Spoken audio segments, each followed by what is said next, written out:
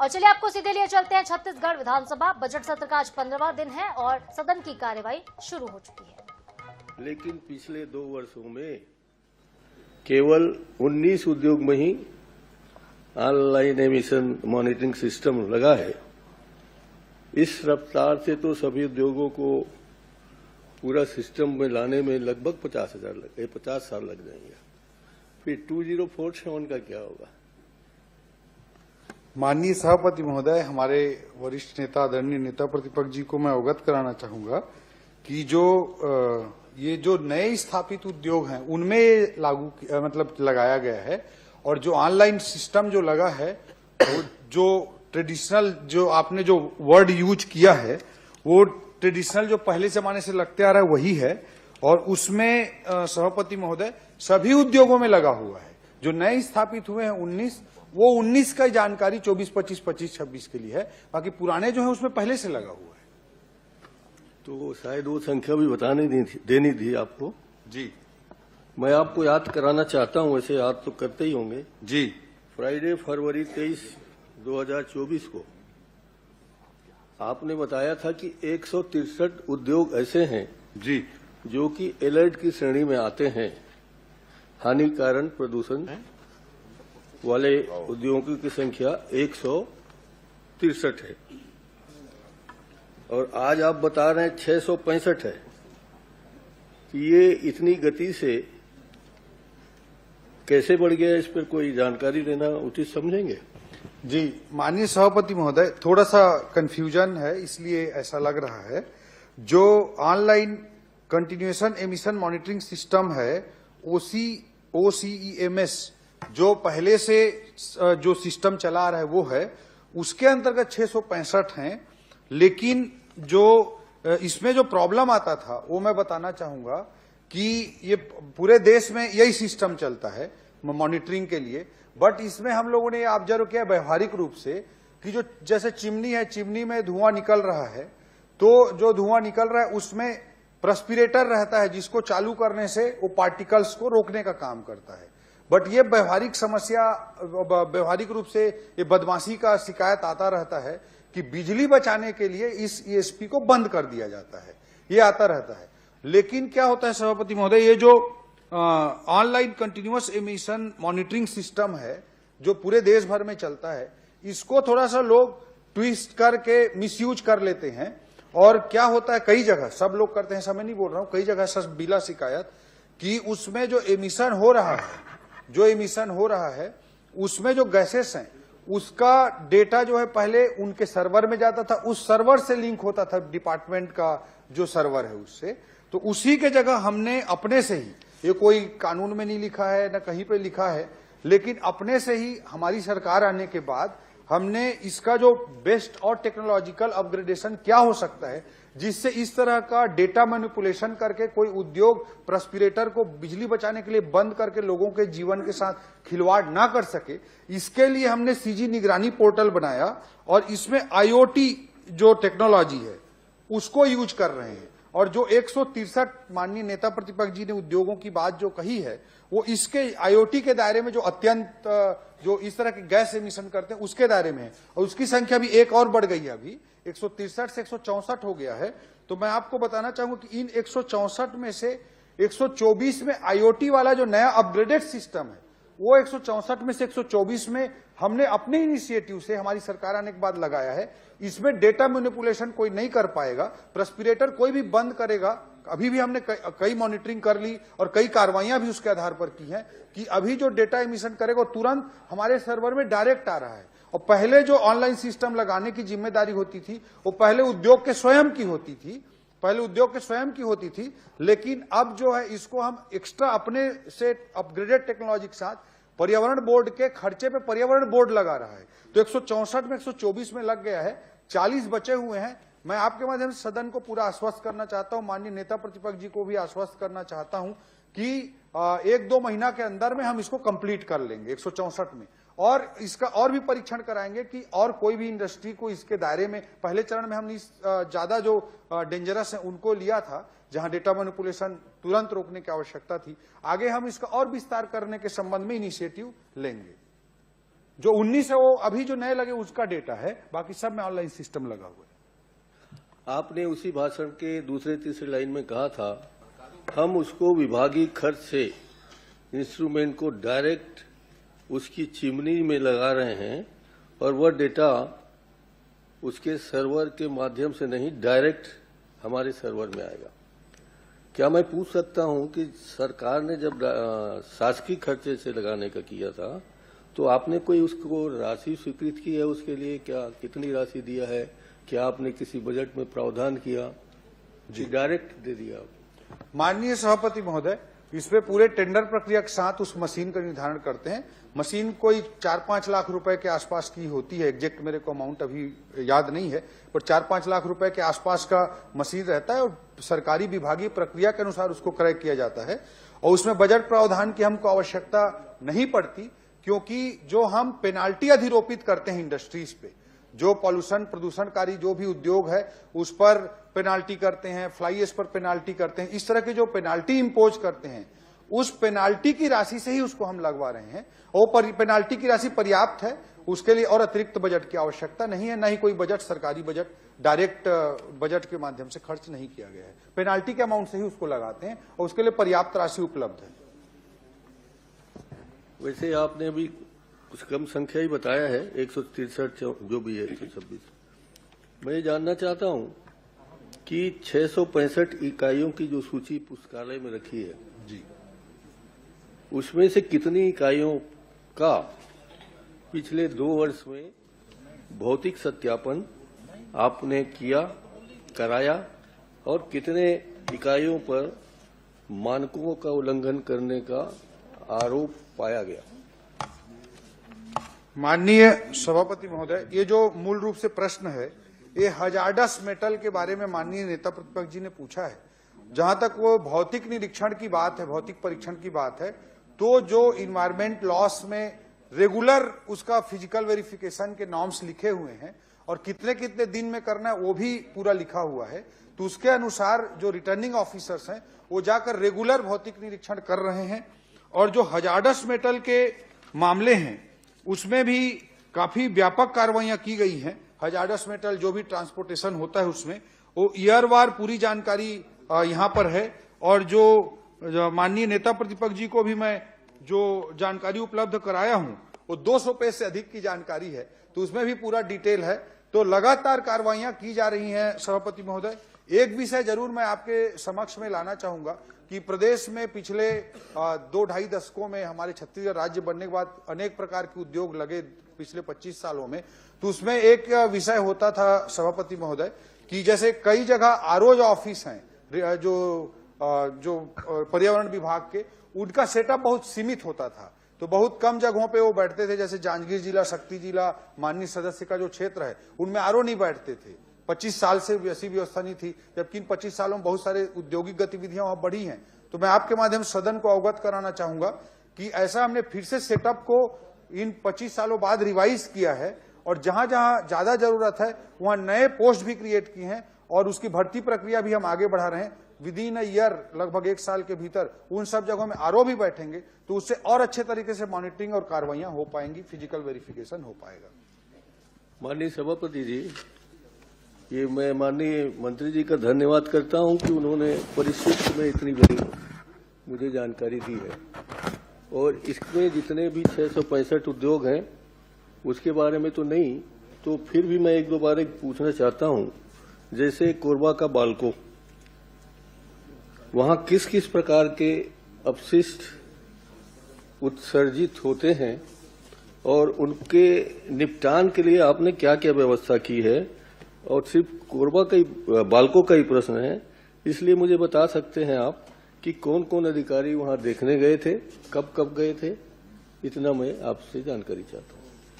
माननीय सभापति महोदय, बालको के जो हजार्डस वेस्ट हैं वो निश्चित रूप से अत्यंत ध्यान देने वाले विषय हैं और उसमें जो और हेल्थ के लिए बहुत डेंजरस भी होते हैं वो। इसके लिए सभापति महोदय एक जो प्रथम सबसे ज्यादा जो बहुचर्चित हजार्डस मेटल है वो एसपीएल है, स्पेंट पॉट लाइनिंग है। इसकी जो पूरी क्वांटिटी है ईयर वाइज पूरी जानकारी मेरे पास रखी हुई, कितनी क्वांटिटी उत्सर्जित हुई, उसका किस किस तरह से निराकरण हुआ, वो मैं पूरी जानकारी माननीय सदस्य को उपलब्ध करा दूंगा। दूसरा जो वहां पे हजार्डस मेटल यूज निकलता है वो यूज्ड एनोड बट है। तीसरा जो निकलता है वहां पे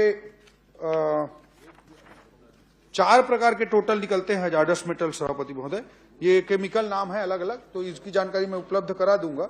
कैथोड रेसिड्यू है, वो भी है, तो 4 प्रकार के टोटल हैं बालकों के संदर्भ में। इनके निपटान के संदर्भ में मैं आपके माध्यम से माननीय नेता प्रतिपक्ष जी को और पूरे सदन को अवगत कराना चाहूंगा कि इसके निपटान जो हजार्डस मेटल होते हैं उनके निपटान के संदर्भ में भी जो एक बड़ा काम पिछले साल हुआ है वो CTSDF है सभापति महोदय, common treatment storage and disposal facility. ये बहुत सारे राज्यों में नहीं है, हमारे छत्तीसगढ़ राज्य में भी नहीं था। 50 एकड़ क्षेत्र में CSIDC उद्योग विभाग के अंतर्गत आने वाली CSIDC संस्था ने इसको PPP मॉडल पे विकसित किया 50 एकड़ क्षेत्र में। और जो भी हजार्डस मेटल जो रिसाइकल करने योग्य होते हैं उनको रिसाइकल किया जाता है। रिसाइकल जो नहीं मतलब जो यूज करने वाले होते हैं, जैसे सीमेंट वगैरह की इंडस्ट्री में 600 डिग्री से अधिक का तापमान रहता है, तो वहां पे कई मेटल ऐसे होते हैं जो बिना कोई हेल्थ हजार्ड के वहां डिस्पोज हो जाते हैं। तो जो बच जाता है लास्ट में उसको लैंडफिल में डिपॉजिट करने के लिए, डंप करने के लिए सभापति महोदय ये साइट डेवलप किया गया है। और ये 50 एकड़ का साइट डेवलप किया गया है और इसकी इतनी क्षमता है कि ये 60,000 मीट्रिक टन प्रति वर्ष तक को उसमें हम डिपॉजिट कर सकेंगे। और 30 सालों तक के लिए ये अभी जितनी इंडस्ट्री है छत्तीसगढ़ में और जितने हजार्डस मेटल क्रिएट हो रहे हैं और जो रिसाइकल नहीं हो पाते हैं उनको 30 सालों तक डिपॉजिट कर सकेगा। इतनी बड़ी व्यवस्था 23 मई 2025 को प्रारंभ हुई है हमारी सरकार आने के बाद। इससे निश्चित रूप से हजार्डस मेटल के डिस्पोजल को एक नया आयाम मिलेगा। और दूसरा मैं कहना चाहूंगा सभापति जी कहिए ना। दूसरा मैं कहना चाहूंगा सभापति महोदय कि हमने और एक भी प्रयास मतलब एक अभी अपने विभाग से एक और इनिशिएटिव लिया है कि ये जो हमने सेंटर बनाया है डिस्पोजल के लिए, उसमें दूसरे राज्यों का जो डिस्पोजल होगा उसको हम यहाँ पे नहीं लेंगे, हमारे छत्तीसगढ़ राज्य का ही लेंगे और उसको डिस्पोज करेंगे। ये भी हमने व्यवहारिक तौर पर एक प्रक्रिया अपनाई है। माननीय मंत्री जी, आपने 4 हजार्डस मेटल का यहाँ जिक्र किया है और ये चारों के चारों बहुत खतरनाक हैं स्वास्थ्य के लिए। इसके अलावा भी जैसे NTPC है, ACCL है, बाल्को है, यहाँ से रोज यदि आपके पास आंकड़े हो तो बताइए जी कि कितने यहाँ से राखड़ उत्पन्न होते हैं, उसका कैसे यहाँ से वहाँ डिस्पोज करते हैं। और आजकल कौन कौन ठेकेदार रायपुर के लगे हैं उसे डिस्पोज करने के लिए। माननीय सभापति महोदय, ये हजार्डस मेटल पर था, राखड़ उस हजार्डस मेटल कैटेगरी में नहीं आता। लगभग रोज ही फ्लाई एश पे क्वेश्चन आते रहते हैं और मैं माननीय नेता प्रतिपक्ष जी को भी कई बार फ्लाई एश हजार्डस मेटल ही बता दीजिए। राखड़ का प्रश्न वापस लेता हूँ क्योंकि वो मामला गड़बड़ है। नहीं, पूरा उसमें भी बहुत SOP बना के बहुत सारी कार्रवाइयां की गई हैं सभापति महोदय। अभी हजार्डस मेटल में क्या जानकारी चाह रहे हैं? SPL आपने कहा जी यूज्ड एनॉइड के बात हुई जी, इस तरह से 2 आपने और बताए। हाँ, टोटल आपके परिशिष्ट में ये ज्यादा नहीं था जी, तो मैं ज्यादा अध्ययन नहीं कर पाया हूँ, करूंगा अभी। ये तो जितना अध्ययन करोगे उतना उसमें नहीं। एक्चुअली ये पूरा डिटेल में जानकारी दे देता हूँ। स्पेन पॉट लाइनिंग जो है उसके लिए क्या, उसके लिए जो SOP है उसके तहत कितने लोगों को परमिशन मिला है और किस तरह से डिस्पोजल हुआ है। और यूज्ड एनोड बट्स उसका किस तरह से कितना उत्पादित हुआ और उसका कितना डिस्पोजल हुआ है। एल्यूमिनियम ड्रॉस 11.5 ये जो तीसरा है उसका कितना हुआ है। और रिफैक्ट्री मटेरियल उसका कितना प्रोडक्शन हुआ है, उसका कितना प्रोडक्शन हुआ है और उसका किस तरह से डिस्पोजल किया गया है। मुझे ऐसा लग रहा है कि प्रश्न और आपके जवाब इसके बाद में एक बार नेता प्रतिपक्ष साथ बैठ जाएंगे और बैठ करके उसको पूरा जो जो चाहते हैं वो उपलब्ध करा दिया और उसको बता देंगे जी, क्योंकि बहुत लंबा क्वेश्चन है, 15 मिनट से ऊपर हो गया है। क्वेश्चन तो बहुत लंबा है, उसको मैं बहुत नहीं, जवाब भी आ रहा है और वो जवाब जो बता रहे हैं कि इसमें ऐसा है इसमें ऐसा है, तो आप क्या समझेंगे उसको, हम क्या समझेंगे? कोशिश कर रहा हूँ, इसलिए वो बैठ जाएंगे तो ज्यादा समझ में आ जाएगा। वही तो बैठते नहीं, यही तो प्रॉब्लम है। नहीं, वो बैठ जाएंगे आपके पास। हमारे उनके घर मैं बोल रहा हूँ बैठ जाएंगे आपके पास में, बता रहा हूँ। हमारा इनका तो मंत्री जी बैठ जाएंगे ना। 100% सभापति महोदय, अभी भी क्वांटिटी अगर जानना चाहें तो मेरे पास टेबल पूरा बना हुआ है। पढ़ने में मतलब इतने सारे फिगर हैं। आप मुझे अलग से उपलब्ध करा दीजिए। जी निश्चित रूप से उपलब्ध। और आपका घर और मेरा घर लगा हुआ है। तो राघवेंद्र सिंह जी, नहीं एक प्रश्न स्किप करेंगे। एक मिनट राघवेंद्र, खतरनाक कचरा सीधे तौर पर जनस्वास्थ्य से जुड़ा हुआ है सर, और इससे पूरा जीवन, चाहे आदमी का हो पशुओं का हो, कुछ न कुछ होते रहता है। किसी को बीमारी, किसी को हार्ट अटैक।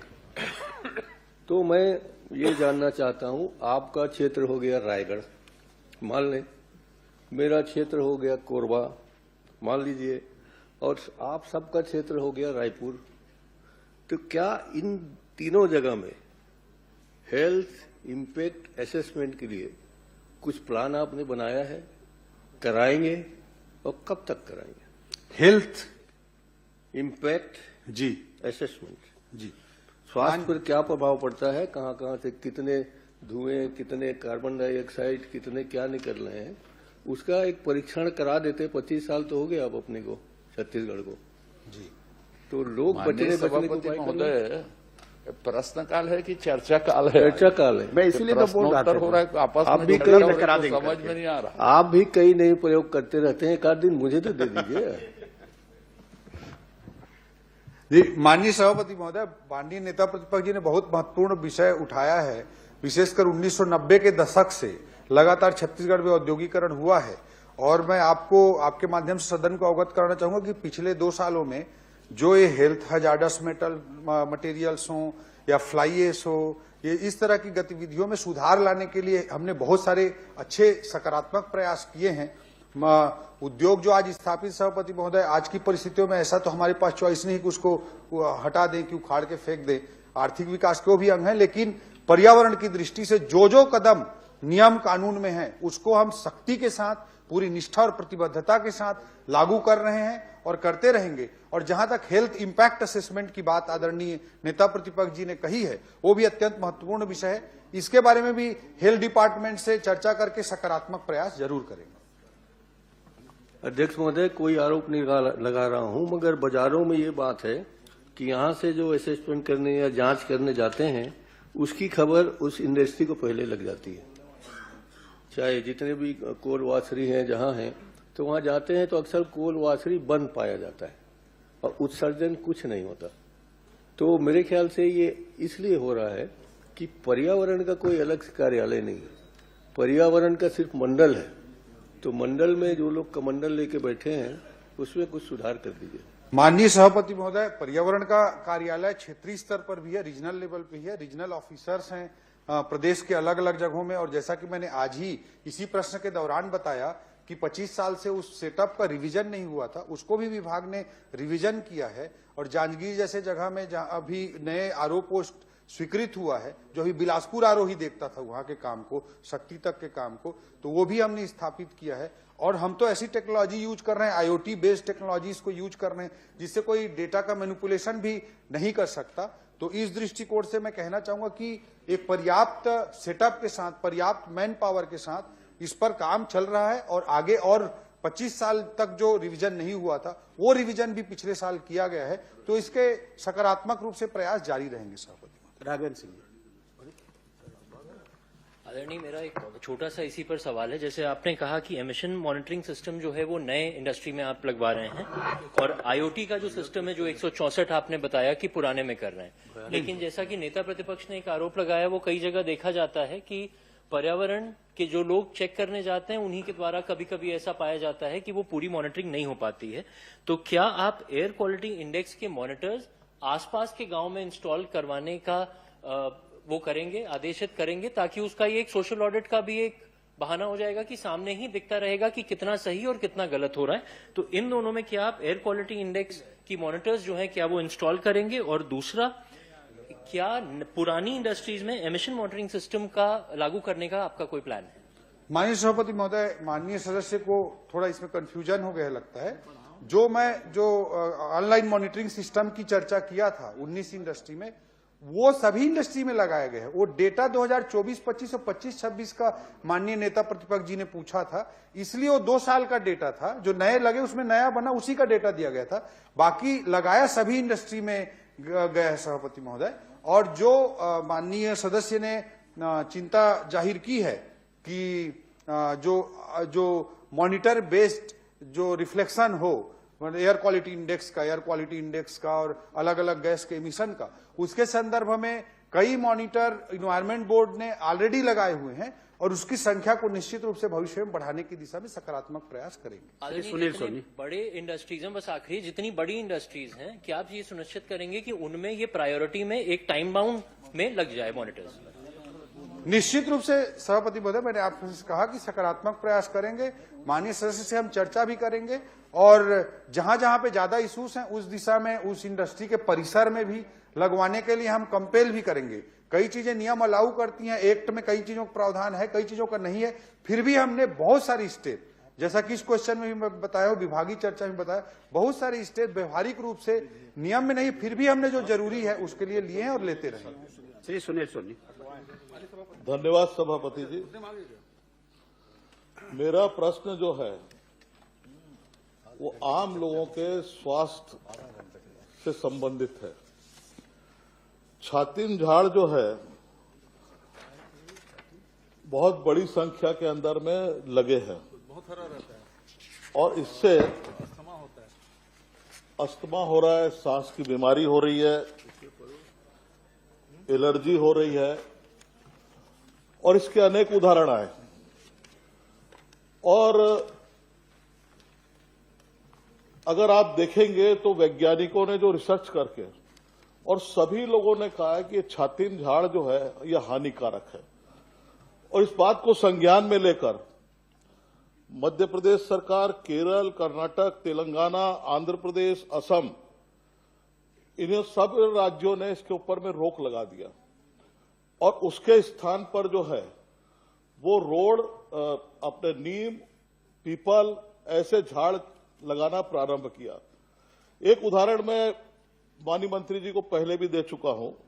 हाल ही में एक पेड़ मां के नाम, आप प्रश्न करें। मैं प्रश्न कर रहा हूं मैं, एक पेड़ मां के नाम, इसका अभियान पूरे देश भर के अंदर में चला मोदी जी के आह्वान पर, मोदी जी के नेतृत्व में। और मध्य प्रदेश सरकार ने जो उस समय छातीन के झाड़, मेरा प्रश्न यही है, छातीन के झाड़ जो लगे थे और उनको तत्काल हटाकर उसमें रोक लगाकर 9/1/2026 को इसका आदेश जारी किया कि इसके स्थान पर जो है नीम और पीपल के झाड़ लगाया जाए। मेरा प्रश्न यह है कि क्या मंत्री जी इन पेड़ों के स्थान पर नीम, पीपल जैसे जो ऑक्सीजन देने वाले झाड़ है या फल के झाड़ है वो लगाएंगे क्या? माननीय सभापति महोदय, माननीय सदस्य की चिंता बहुत जायज है। पेड़ लगाया ही जाता है सभापति महोदय कि लोगों के हेल्थ को फायदा हो, पर्यावरण को फायदा हो। अगर कोई पेड़ हेल्थ को नुकसान कर रहा हो, ऐसी स्थिति उत्पन्न होगी तो निश्चित रूप से उस पर हम सकारात्मक प्रयास करेंगे। इस पर माननीय सदस्य के प्रश्न के बाद उनसे अनौपचारिक चर्चा भी हुई थी, तो उस पर जो सभापति महोदय आया, पहला विषय आया था कोनोकार्पस का, जो मैंने स्टडी करवाई कि छातीम के अलावा तो पहला जो एक और विषय आया कोनोकार्पस का। तो जो सेंट्रल इंपावर्ड कमिटी है सभापति महोदय इन्वायरमेंट के संबंध में, उसने कोनोकार्पस के संबंध में एक रिसर्च प्रकाशित किया है, वो मुझे मिला है। तो उस पर हम निश्चित रूप से उसको बैन करने का काम करेंगे ही। जहां तक सप्तपर्णी एलेस्टोनिया जिसको बोलते हैं बॉटनिकल नेम के हिसाब से, उसके बारे में अभी कोई अध्ययन मेरे को नहीं मिल पाया फिलहाल, अभी विभाग के लोगों को। मैं आपको ये बताना चाहूंगा कि जो अन्य राज्यों का जो आदेश है वो हमको जरूर मिला है। मध्य प्रदेश का भी आर्डर मैंने देखा है, उन्होंने कोनोकार्पस के लिए भी लगाया है, उन्होंने सप्तपर्णी के लिए लगाया है।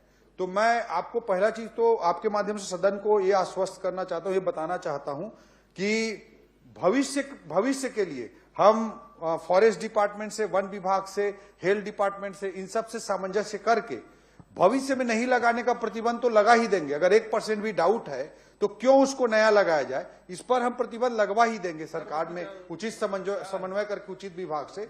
जहां तक लगे हुए पेड़ हैं उनके संबंध में माननीय सदस्य के साथ हम बैठ जाएंगे, उनके पास जो डॉक्यूमेंट है उनको ले लेंगे, विभाग से और रिसर्च करा लेंगे।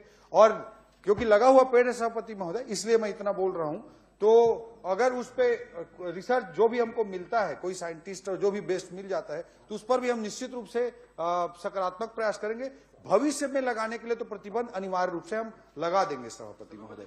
और जहां तक पीपल पेड़ का जिक्र किया है माननीय सदस्य ने, तो मैं अवगत कराना चाहूंगा आपके माध्यम से सदन को कि रायपुर में भी जब हम लोग प्रशासन में थे तो पीपल फॉर पीपल अभियान चलाकर बहुत सारे पीपल पेड़ लगाने का काम किए थे। कटोरा तालाब जैसे जगहों में आप जाएंगे तो बहुत अच्छे से दिखेगा, गार्डन में, शमशान में, सब जगह। अभी नवा रायपुर में भी पीपल फॉर पीपल अभियान बड़े स्तर पे लागू किया जा रहा है और एक पीपल सिटी के रूप में नवा रायपुर को विकसित करने की योजना है, क्योंकि पीपल हमारी आस्था का भी प्रतीक है। 100 साल से अधिक वर्ष तक जीवन जीता है, हमको ऑक्सीजन देता है, दिन के साथ साथ रात में भी ऑक्सीजन देता है। इसलिए पीपल फॉर पीपल अभियान अभी नवा रायपुर में भी चलाया जा रहा है, तो उस पर ऑलरेडी हम काम कर रहे हैं। सभापति जी, कोनो कॉपर्स के संदर्भ में अभी कहा, मेरा एक प्रश्न में है, ये झाड़ भी जो है वो स्वास्थ्य के लिए हानिकारक है, रिसर्च में मिल गया। और मेरा मंत्री जी से कहना है, इतने सारे राज्यों का मैं नाम ले रहा हूं, आपको ऑर्डर भी मैंने दिया है, तो कोई कारण है तब तो रोक लगाया भाई, नहीं तो बेवजह रोक नहीं लगाते। लगे हुए वृक्ष जो है मध्य प्रदेश ने 9/1/2026 को हटाना प्रारंभ कर दिया। तो मेरा अनुरोध यह है कि इस पे निर्णय लेंगे और कब निर्णय लेंगे इसका बता दें। रायपुर में बहुत बड़ी संख्या में है, इसको हटाकर जैसा आपने कहा जो अभियान, मैं आपका आभार व्यक्त करता हूं, धन्यवाद भी देता हूं। पीपल के झाड़ का आप अभियान चलाए, नीम का भी चला दीजिए, मैंने अभी लगाया है सब नीम के झाड़ जो है। तो इसके ऊपर में शीघ्र निर्णय लेंगे और कब लेंगे। माननीय सभापति महोदय, भविष्य के लिए प्रतिबंध कोनो कार्पस का तो रिसर्च पेपर मिल गया है मेरे को, राज्यों का ऑर्डर मिला है सभापति महोदय, लेकिन किस रिसर्च के आधार पे, किस साइंटिस्ट के अभिमत के आधार पे, कौन से खोज के आधार पे उसको किया गया है, वो आधार नहीं मिल पाया था। अभी 2-3 दिन विभाग वाले खोज रहे थे, तो कोनो कार्पस का मिल गया सभापति महोदय। तो हम क्या थोड़ा बता दीजिए, क्योंकि नई बात है जी। पहले तो क्षमा चाहूंगा सभापति महोदय, बहुत अच्छा विषय है, क्योंकि छातीम के बारे में तो ये कहा गया कि ठीक है, उसमें जो जनरल जो चर्चा है, परसेप्शन है कि उसमें अस्थमा का है, लेकिन कोनो कार्पस के बारे में जानकारी नहीं थी, आप नई जानकारी दे रहे हैं, तो उसमें कौन सी बीमारी होती है, क्या है? जी सभापति महोदय, हेल्थ के लिए नुकसानदायक है, सांस संबंधी बीमारियां होती, इतना मुझे जनरल आइडिया है। साइंटिफिक रिसर्च का जो भी पेपर है माननीय सदस्य को मैं उपलब्ध करा दूंगा, जो सेंट्रल इंपावर्ड कमिटी का जो फाइंडिंग्स है उसको। बाकी कोनो कार्पस के बारे में तो रिसर्च मिल भी गया है, तो उस पर निश्चित रूप से हम प्रतिबंध लगाने की दिशा में काम करेंगे। सप्तपर्णी के लिए, भविष्य के लिए, एस्टोनिया के लिए भी हम भविष्य में ना लगाया जाए, इसका आदेश निश्चित रूप से विभागीय समन्वय करके जारी कर देंगे। जो लगे हुए पेड़ सभापति जी, उसको हटाने की दिशा में भी माननीय सदस्य के साथ बैठकर सकारात्मक कदम लेंगे। सभापति जी, कोनो, अरे मेरा प्रश्न हो जाए भाई, कोनो कॉपर बहुत गंभीर विषय है और बहुत बड़ी तादाद में रायपुर में लगा है और अस्थमा की बीमारी फैल रही है। इसके मैं अनेक उदाहरण दे सकता हूं। नया रेस्ट हाउस में लगा है आपके, और लोग इसको काटने के लिए आवेदन भी दे रहे हैं। उस पर निर्णय आप लीजिए, मेरे कब लेंगे इसको बताइए। एक कोनो कॉपर्स जो है वो पेड़, आप कॉलोनियां देखेंगे रायपुर शहर के अंदर में, नई कॉलोनी से लेके पुरानी कॉलोनी में बहुत तेजी के साथ में लग रहे हैं। उसको क्या हटाएंगे क्या या काटेंगे क्या? जी माननीय सभापति महोदय, जो माननीय सदस्य का प्रश्न है अत्यंत महत्वपूर्ण है। मैंने बहुत सकारात्मक तरीके से पहल करने के बारे में स्पष्ट रूप से बात कही है। अब सभापति महोदय, साइंटिस्ट मैं तो खुद हूं नहीं कि जो मतलब इसका पूरा चीज मैं बता सकूं। लगे हुए पेड़ हैं, इसलिए मैं इतना हेजिटेट कर रहा हूं कि भाई रिसर्च पेपर निकाल के अगर उसमें हजार्डस पाया जाता है तो निश्चित रूप से हटाने का काम भी करेंगे। मंत्री जी मेरा आग्रह है, देखो आप आईएएस और युवा है, आप समझ रहे हैं, आप रिसर्च करते हैं। जो पेड़ स्वास्थ्य को खराब कर रहा है, आम जनता के स्वास्थ्य को खराब कर रहा है, उसको नहीं हटाएंगे क्या? एक पेड़ माँ के नाम जो है वो मोदी जी अभियान स्वास्थ्य ठीक करने के लिए, पर्यावरण ठीक करने का अभियान चला है। तो उसके मेरे को आप जवाब दें। बहुत बढ़िया प्रश्न आया है सभापति महोदय, और सोनी जी ने बहुत गंभीर मामला उठाया और हम सब लोग चिंतित भी हैं, मंत्री जी भी उतने ही चिंतित हैं। और चूंकि पूरी जानकारी का बहुत सारे वृक्षों के बारे में, अभाव के बारे में भी बताया है उन्हें और नया स्टडी के बारे में बताया है। मेरा निवेदन ये है क्योंकि सुनील सोनी जी ने प्रश्न उठाया है, तो सुनील सोनी जी की अध्यक्षता में एक कमेटी बना दें और उसमें कुछ अधिकारी रह जाएं, कुछ विधानसभा सदस्य रह जाएं और इसका अध्ययन करके अगला जो सत्र है वहां तक रिपोर्ट सबमिट कर दे, कौन उचित है अनुचित है, क्योंकि शहरी जानकारी आ नहीं पा रही है। इसलिए सोनी जी की अध्यक्षता में कमेटी बना दी सभापति महोदय, अध्ययन करके अगले सत्र में रिपोर्ट प्रस्तुत करके फिर उसमें जो कार्रवाई करना सरकार कर ले। यदि आप ट्रेजरी बेंच सहमत है तो कर लेना चाहिए। एक मिनट सर, मैं भी पूछ लूं। देखिए, मामला सिर्फ इतना है कि रायपुर शहर में जो झाड़ लगे हैं उसके कारण अस्थमा फैल रहा है। माननीय मंत्री जी ने उसमें रिसर्च भी कराया है। कोई एक झाड़ के बारे में रिपोर्ट आ गई है कि वो खराब है, दूसरे के बारे में आना है। तो चलिए, जो खराब रिपोर्ट, जो हानिकारक है, जो रिपोर्ट आई है, मैं समझ रहा हूं कि झाड़ में टंगिया चलाने के लिए आपका दिल गवाही नहीं दे रहा है, जो मैं समझता हूं मंत्री जी। हरे भरे वृक्ष को कैसे काटा जाए, लेकिन वो हरा भरा वृक्ष जिंदा इंसान को भी ठूंठ बना देगा, इसलिए उसको काट दिया जाए। तो सीधा सीधा बोल दीजिए कि जो नुकसानदायक झाड़ है उसको काट देंगे, बाकी का रिसर्च करके फिर आप इसमें राम कुमार जी, ये हरा भरा, सभापति जी मेरा आखिरी प्रश्न है, सभापति जी आखिरी प्रश्न है, ये हरा भरा इसलिए है और गर्मी में इसलिए ज्यादा हरा भरा रहता है क्योंकि ये जल स्रोत को भी खराब कर रहा है। इसका भी वैज्ञानिकों ने रिसर्च करके इसके ऊपर में कमिट किया है। जी, सदस्य छातिम के बारे में पूछा जी, और आपके पास उसका कोई रिपोर्ट नहीं है। आपने जो जानकारी दी है वो कोनो कार के बारे में जानकारी दे रहे हैं, दोनों अलग अलग जानकारी बताया। बिल्कुल सही बात है, मैं आप उसी तरह का प्रॉब्लम है, इसलिए मैं आपसे असहमत नहीं हूं। मेरे कहने का मतलब ये है कि सब लोग स्वास्थ्य मामले चिंतित हैं, इसका एक कमेटी बना दे सुनील सोनी जी की अध्यक्षता में और वो अगले सत्र तक प्रस्तुत कर दें, इसमें कौन सी बड़ी बात है। माननीय सभापति महोदय, मेरा इतना ही कहना है, इस पर विभाग पूर्णतः गंभीर है और माननीय सदस्य ने जो विषय लाया वो अत्यंत महत्वपूर्ण है।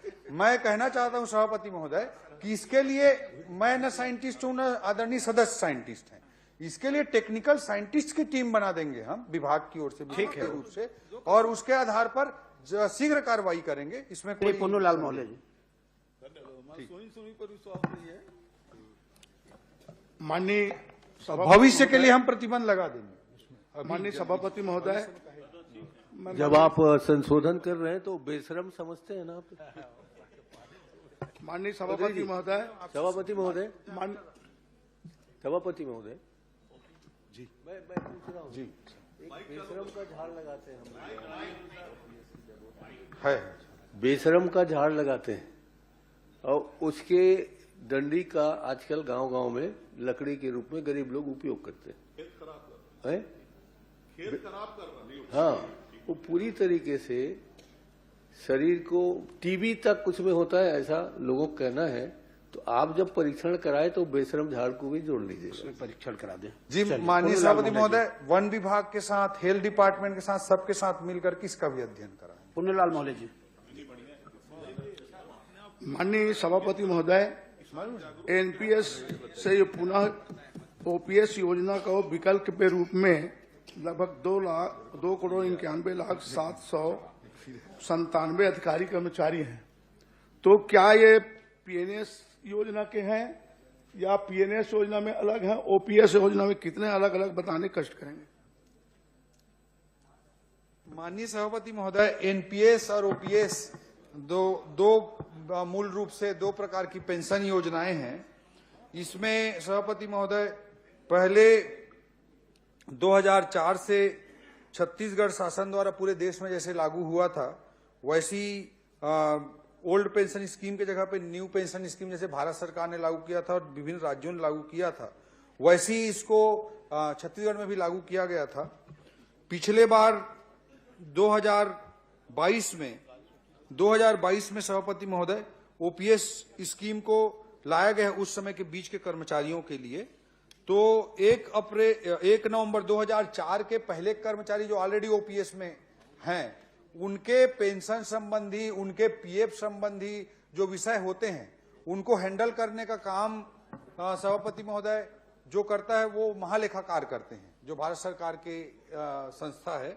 और उसके बाद की जो ओपीएस के केस हैं, नवंबर 2004 के बाद के जो केस, जो बाद में विकल्प दिया गया एनपीएस और ओपीएस का, तो उसमें से लगभग 7,000 कर्मचारियों ने एनपीएस एडॉप्ट किया और लगभग 2 लाख से अधिक कर्मचारियों ने ओपीएस को एडॉप्ट किया। तो जो भी एडॉप्ट किए हैं सभापति महोदय, उनको चूंकि अभी ओपीएस भारत सरकार और दूसरे जगहों पे लागू नहीं है, इसलिए हमारा डायरेक्टरेट खुद उसको हैंडल करता है। इसलिए 2 अलग अलग प्रकार की संस्थाओं को उसको हैंडल करना होता है। माननीय सभापति महोदय, एनपीएस और ओपीएस में जितने अधिकारी और कर्मचारी के भविष्य निधि कटौती कितने प्रतिशत होती है तथा कटौती राशि कहां कहां जमा होती है, और एनपीएस की कटौती प्रदेश के अधिकारी कर्मचारी को कब तक बंद की गई? जो एनपीएस की कटौती है सभापति महोदय, वो जो 2 प्रकार के उसमें कंपोनेंट्स होते हैं। एक एम्प्लॉयर कंट्रीब्यूशन, एम्प्लॉय का कंट्रीब्यूशन होता है, दूसरा एम्प्लॉयर का कंट्रीब्यूशन रहता है। तो जो एम्प्लॉय का कंट्रीब्यूशन है सभापति महोदय, वो लगभग नहीं, एग्जैक्ट 10% होता है। और एम्प्लॉयर का जो कंट्रीब्यूशन है वो पहले 10% होता था, अभी उसको बढ़ा करके मोदी जी ने पहले सेंट्रल लेवल पे 14% किया है, 14% किया है। तो ये दोनों जो राशि होती है वो पीएफआरडीए में जमा होती है। Pension fund regulatory and development authority पूरे देश के लिए है पीएफआरडीए, उसमें जमा होती है और वो उसका उचित नियोजन करता है उस राशि का। और जहां तक जीपीएफ का प्रश्न है सभापति महोदय, वो 10% उसकी कटौती होती है और वो रिटायरमेंट पे मिलती है जीपीएफ। माननीय सभापति महोदय, एनपीएस के स्थान पर ओपीएस का जो चयन करने वाले अधिकारी कर्मचारी भविष्य निधि कटौती वर्तमान में कितने प्रतिशत है, तो लागू किस दिनांक से है, अब तक कुल कितनी राशि जमा की गई है और कितना प्रतिशत ब्याज प्रति वर्ष दे है, वर्तमान में कर्मचारी के एनपीएस में क्या स्थान? सभापति महोदय, माननीय सदस्य ने जो 2 अलग अलग प्रकार के एजेंसी हैंडल करते हैं, जो महालेखाकार हैंडल करते हैं नवंबर 2004 के पहले के प्रकरणों का, और उसके बाद के जो एडॉप्ट किए हैं ओपीएस, उनका डायरेक्टरेट फिनांस उसको हैंडल करता है। उसके संबंध में मूल क्वेश्चन था, जो ब्याज मिलता है, जो ब्याज रेट है वो 7.1% है पीएफ पर, प्रोविडेंट फंड पर जो ब्याज मिलता है वो 7.1% है एज ऑन टुडे, आज की तारीख में 7.1% है। और जो जानकारी उन्होंने पीएफ के संबंध में और एडिशनल जानकारी चाहिए है वो मैं उनको उपलब्ध करा दूंगा। श्री राम कुमार टोप्पो। नहीं, माननीय सभापति महोदय, मेरा प्रश्न है, जिन अधिकारी कर्मचारी के पीएनएस के स्थान पर ओपीएस चुना गया है, कुल कितनी राशि जमा है तथा उन्हें भविष्य में जमा राशि के किस तरह उन्हें प्राप्त होगी, उनके खाते में क्या जमा किए जाएंगे, ये बताने कष्ट। माननीय सभापति महोदय, जो पैसा होता है एनपीएस के अंतर्गत, एम्प्लॉय का कंट्रीब्यूशन और एम्प्लॉयर का कंट्रीब्यूशन, ये दोनों जो जमा होता है सभापति महोदय, वो 22,000 पीएफआरडीए में 22,000 करोड़ लगभग जमा है। और जिन्होंने ओपीएस एडॉप्ट किया है उसमें एम्प्लॉय का कंट्रीब्यूशन जो हुआ है उसमें पहले, और उसमें लाभांश उसको पीएफआरडीए इन्वेस्ट करती है उचित तरीके से, उसमें लाभांश आता है। तो लाभांश की राशि लगभग इसमें 22,000 करोड़ में से लगभग 10,000 करोड़ राशि लाभांश की ही है। तो जो एम्प्लॉय का एक्चुअल कंट्रीब्यूशन है, प्रिंसिपल अमाउंट है, मूलधन है, और उस पर जो लाभांश आया है वो दोनों को सभापति महोदय उस पर एम्प्लॉय का हक होगा। और जो एम्प्लॉयर है सभापति महोदय, मतलब छत्तीसगढ़ सरकार है, उसके लाभ, उस राशि पर जो लाभांश है, और सरकार ने जो जमा किया है, पहले 10% जो जमा होता था और 14% बाद में जो जमा होता है, वो राशि एम्प्लॉयर को, मतलब राज्य सरकार को मिलेगी। एक मेरा आखिरी प्रश्न है, 2004 के पहले नौकरी लगने वाले का ओपीएस पुराना पेंशन की बता दिया, आप एनपीएस राष्ट्रीय पेंशन योजना 2004 के बाद नौकरी करने वाले अधिकारी कर्मचारी को क्या जीपीएफ फंड में कटौती की राशि उनके खाते में जमा होगी, ये बता दें। एक बार फिर से बोले सभापति। 2004 के बाद जी जो नौकरी करने वाले अधिकारी कर्मचारी हैं जिसके जीपीएफ खाते में जमा नहीं है, क्या उनके खाते में वो राशि जमा होगी, उन्हें देय होगी? नहीं सभापति महोदय, जो जीपीएफ है 2004 के बाद जिन्होंने एडॉप्ट किया है ओपीएस को, उनके खाते में निश्चित रूप से जीपीएफ जमा होगी सभापति महोदय, जो ओपीएस एडॉप्ट कर लिए हैं। और जो एनपीएस में जो ऑलरेडी बने हुए हैं वो पीएफआरडीए में उनका पैसा जमा होता रहेगा सभापति महोदय, 10% 14% के रूप में। माननीय सभापति महोदय, अभी माननीय मंत्री जी ने बताया कि 22,000 करोड़ लगभग पीएफआरडीए में जमा है, जो एनपीएस की राशि है, तो क्या उसे लेने के लिए कोई कार्य योजना है? वो कैसे एम्प्लॉय तक कैसे वो पहुंचेगा, उसका लाभ, ये इसके बारे में कुछ बता दीजिए। जो सभापति महोदय, जो राशि जमा है 22,000 करोड़, उसमें से कुछ राशि तो करंट इम्प्लाइज की है। करंट इम्प्लाइज जो अभी भी एनपीएस में है, जैसे छत्तीसगढ़ में 400 से अधिक ऑल इंडिया सर्विस अर्थात आईएएस आईपीएस और फॉरेस्ट सर्विस के जो ऑफिसर्स हैं उनका भी है। जो एडॉप्ट करने का विकल्प दिया गया था उसमें करीब 7,000 ने एनपीएस भी एडॉप्ट किया है, उनका ऑलरेडी मीटर चल रहा है, तो उनका पैसा तो वापस होने वाला कोई विषय नहीं है।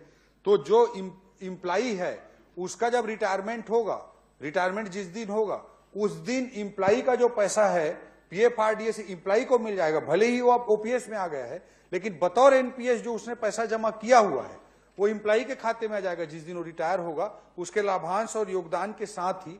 और जो इम्प्लायर का पैसा है, मतलब सरकार का जो पैसा है, उसी के साथ इम्प्लाई के रिटायरमेंट के साथ ही वो पैसा जो इम्प्लायर का कंट्रीब्यूशन है वो लाभांश और प्रिंसिपल अमाउंट से ही सरकार के खाते में आ जाएगा। श्री राम माननीय सभापति महोदय, उमेश बाबू को तो उधर पूछ लेना चाहिए माननीय भूपेश बघेल जी से।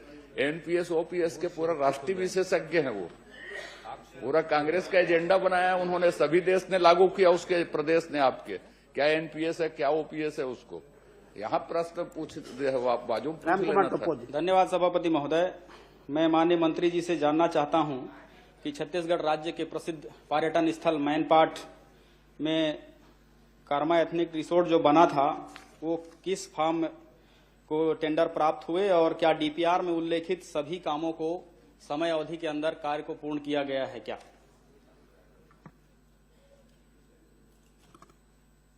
माननीय सभापति महोदय, विधानसभा सीतापुर अंतर्गत स्वदेश योजना के अंतर्गत ट्राइबल टूरिज्म सर्किट परियोजना हेतु कमलेश्वरपुर में शासकीय भूमि खसरा नंबर 139 रकबा 18.960 हेक्टेयर भूमि कलेक्टर सरगुजा द्वारा 13/12/17 के माध्यम से आवंटित किया गया था। निर्माण वर्ष 2019 से 2021 कुल लागत 21.37 करोड़ है। इसमें सभापति महोदय केवल इतना बता दीजिए कि ये किस फॉर्म को टेंडर मिला था और जो डीपीआर में शामिल थे वो सभी कार्य समय अवधि के अंदर पूरे हुए क्या, ये सिर्फ बता दीजिए, फिर आगे बढ़े। इसमें टोटल 32 कार्य थे जो 2019 से 21 के मध्य कंप्लीट हो गए हैं। डीपीआर में टोटल 32। किसको मिला था टेंडर, काम करने वाला एजेंसी कौन था? TCIL कंपनी थी। ये लोकल छत्तीसगढ़ की थी कि बाहर की थी? नहीं, मेरे अंदाज TCIL बाहर की होगी, बाहर की। ठीक है सभापति महोदय, मैं आगे बढ़ जाता हूं। माननीय मंत्री जी ने ये स्पष्ट स्वीकार किया है कि डीपीआर में उल्लेखित जो 32 काम, जितने भी उल्लेखित कार्य हैं सभी कार्य पूर्ण हो गए समय अवधि के अंदर में। तो मैं ये जानना चाह रहा हूं कि चैन फेंसिंग कार्य जो उस क्षेत्र माने रिसोर्ट की सुरक्षा के लिए शायद एक बाउंड्री वाल की तरह है, ये कितने लागत इसके लिए था? क्योंकि डीपीआर जब बने होंगे तो सभी के लिए अलग अलग पूरा डिटेल बनाया गया होगा, तो कितना लागत थे और ये कार्य पूर्ण हो चुके हैं आपने पहले ही बता दिया था। और दूसरा गार्ड रूम जो है उसका कितना लागत है, दोनों विषय का बता देंगे। चैन लिंक फेंसिंग का काम 141.98 लाख का था, लेकिन वास्तविक लागत 95.15 लाख। और गार्ड रूम हो गया राम कुमार जी। गार्ड रूम का 2.73 लाख का था, लेकिन 4.18 लाख में कंप्लीट हुआ है। इसी में प्रश्न है, ये जो आप बता रहे हैं कि इतने लागत की काम थी, ये काम अधूरा है वर्तमान में।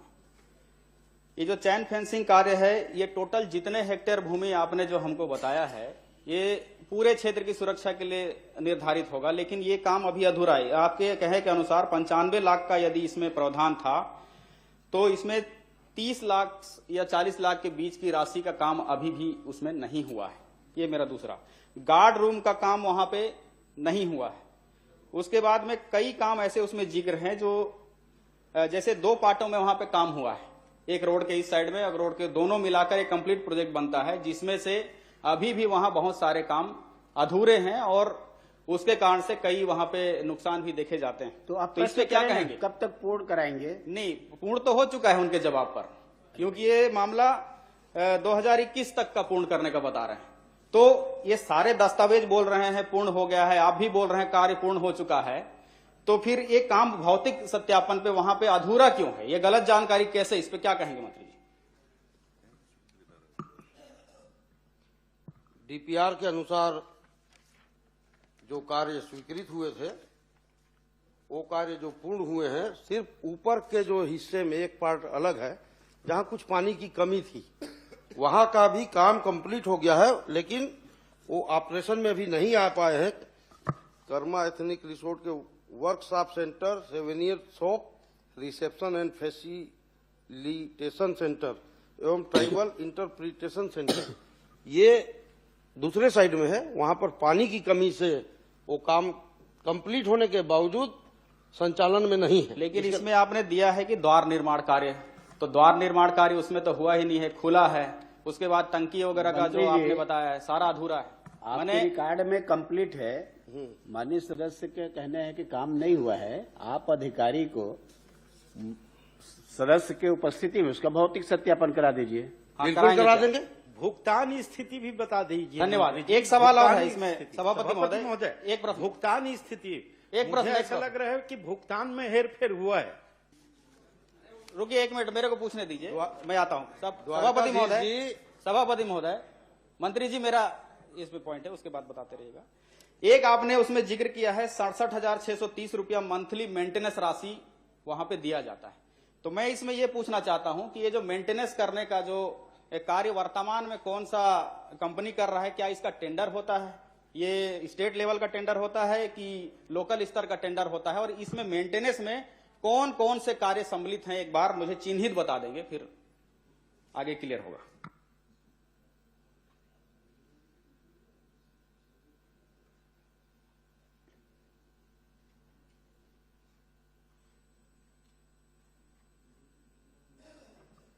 दिसंबर तक TCIL कर रहा था, अब विभाग कर रहा है। विभाग कर रहा है तो पहले कैसे, किस प्रावधान से कर रहा था और अभी विभाग किस प्रावधान से कर रहा है? और अगर विभाग कर रहा होगा तो वहां जो कर्मचारी हैं ऑलरेडी उनको कलेक्टर दर से पेमेंट दिया जाता होगा, जिस भी दर से, क्या वही काम करते हैं कि अलग से उनके लिए व्यक्ति हायर किए गए हैं? ये भी क्लियर करिएगा।